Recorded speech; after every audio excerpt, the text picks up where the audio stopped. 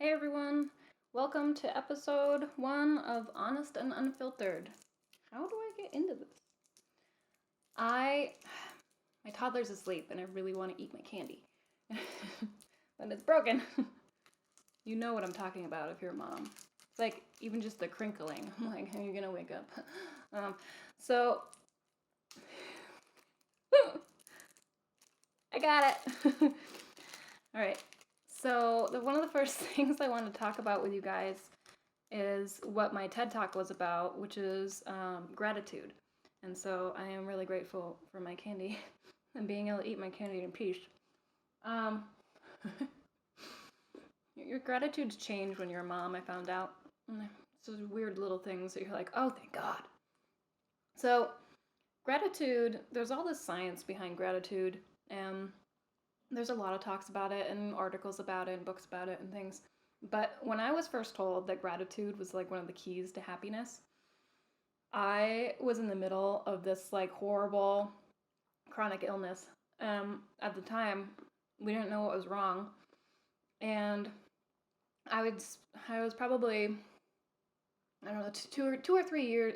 It's kind of a blur. 2 or 3 years into being mostly bedridden and having this horrible, horrible chronic migraine I had it for 6.5 years. And I was barely sleeping at all, and I was completely dysfunctional and just anxiety through the roof, depression through the roof, suicidal, horrible, miserable. If I hadn't had my parents, I would have died.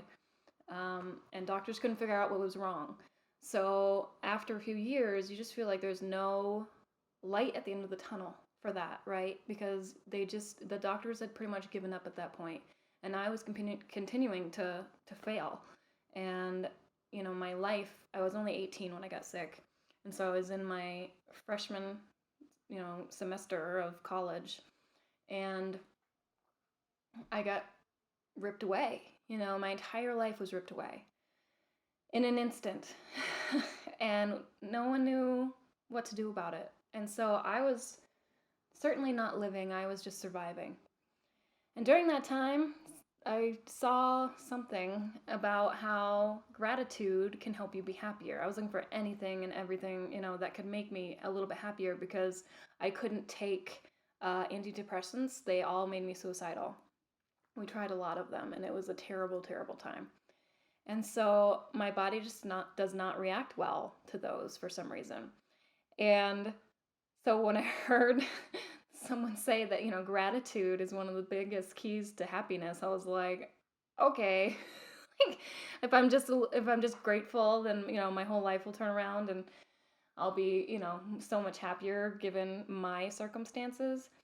But as much as I wanted to dismiss it, it kind of it lingered in my mind and it sort of stuck with me. And there was this one night I remember that my mom, she had to whisper to talk to me because my migraine was so bad. She'd like, come into the door. It's like the room is darkened and I have heavy duty sunglasses on and stuff, and I'm in bed and she's bringing me my dinner, and um, and I remember, she like handed it to me and she went upstairs to eat dinner with my dad, and I remember being like, well, I mean, I guess I'm grateful that I have someone who makes me dinner, because otherwise I literally would have starved to death. And I guess I'm grateful, that I have this bed and this room and these sunglasses and these warm blankets and my cats and, hot water and indoor plumbing. And, the list sort of started to go on about all these little daily things that we take for granted that I still had. And it mounted up, and I could feel, I don't know, oxytocin, some sort of endorphin, whatever. I could feel myself be a little bit happier. And so I started trying to keep doing that. And now, I like in my TED Talk, I talk about, having like a journal to like a gratitude journal. And every day you write down 10 or more things for which you're grateful. And the trick is, like, the thing that I've learned over time is that you're actually training your brain to search out the positive things in your life. And it makes it so you don't focus as much on the negative, which is why it helps with your happiness so much, is because you're training your brain to pick out and notice, all the little things that are good and positive in your life. And it starts over time. You don't do this every day for a while. Over time, it really starts to change your entire perspective. For those of us who always look for happiness in the next thing, I'll be happier when I'm healthy. I'll be happier when I'm married. I'll be happier when I have kids. I'll be happier when the kids move out. um, it's just, that's a real trap we all fall into. And I think this can help sort of center you on the now. Like, man, I'm happy because it was a sunny day and it was great.